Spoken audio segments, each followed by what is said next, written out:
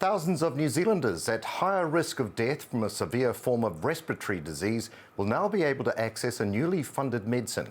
Asthma New Zealand has said for far too long Kiwis have suffered from asthma, and although the organisation's priorities have been education, training and support, it says Kiwis having access to this new medication could be life-saving. Asthma New Zealand CEO Catherine Leichner is with us now. Kia ora, Kathleen. Thank you for joining us. Kia ora, Neil. Great to be here.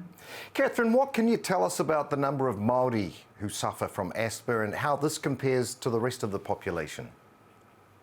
Look, the number of Māori, and the word that keeps grinding with me, Neil, is the word suffer. The number of Māori that live with asthma is much higher than it should be. We've got, if you are Māori, you're 1.2 times more likely to live with asthma. And asthma, go ahead. Probably the thing that's more grinding about that is that if you're Māori, you're 3 times more likely to be hospitalised because of asthma. Now, we know that asthma claims more than 120 lives every year. How do you expect this newly funded medication, Fasenra, to help those suffering from the effects of asthma? Look, I think Fasenra, for those with severe asthma, it has the potential to be a lifesaver, and not dissimilar to an EpiPen in terms of the fact that it can severely reduce the amount of inflammation in the lungs and prevent that life-ending asthma episode. And who will have access to Fasenra, and what are some of its side effects? There's about 39,000 Kiwis that are identified as being suitable to go on Fasenra.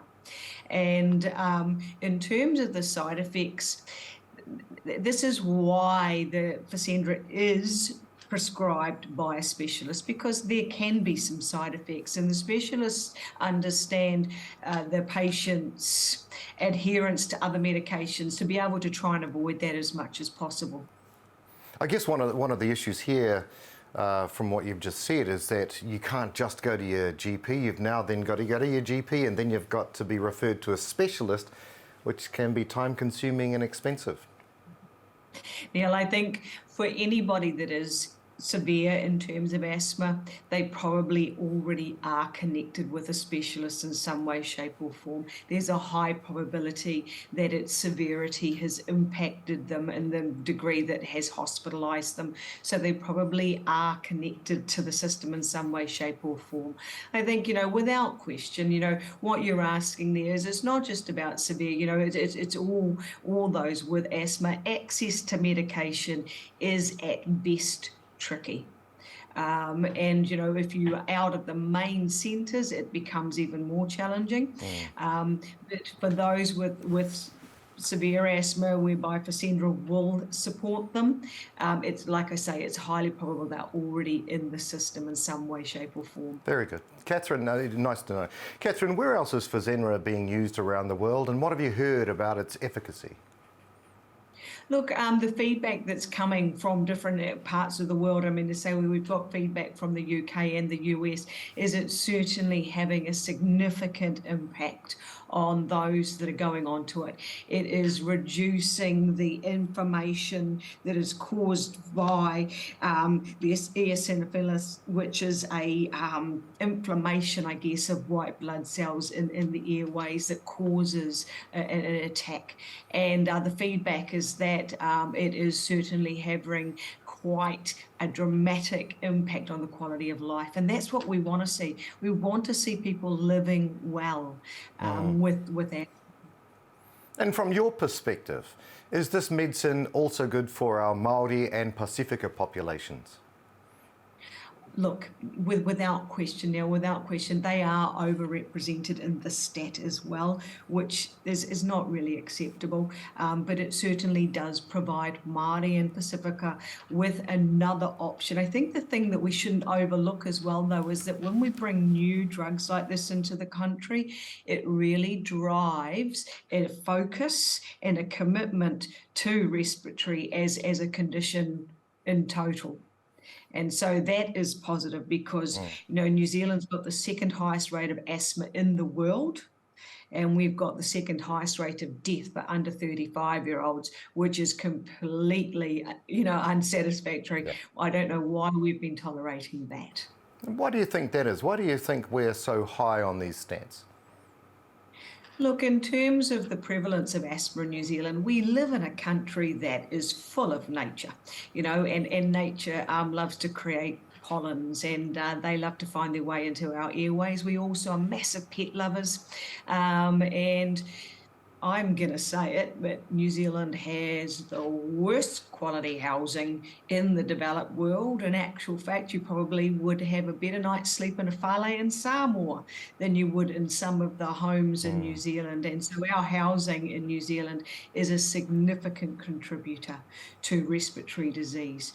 We see young kids all the time born healthy, and as a consequence of the house that they're living in, end up with a life-term condition, being a respiratory illness of some nature. That's crazy.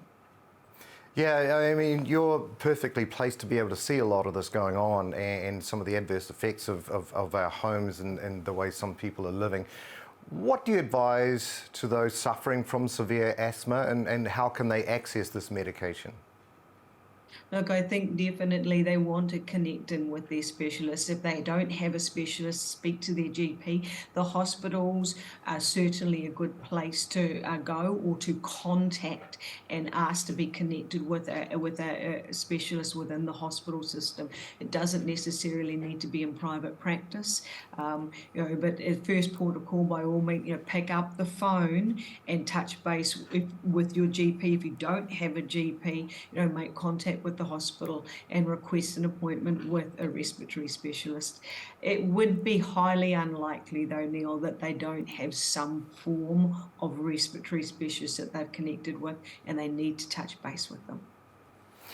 What about the regions? It's obvious that these issues happen in the region as well. The connectivity to these types of medications, how are the regions going to fare?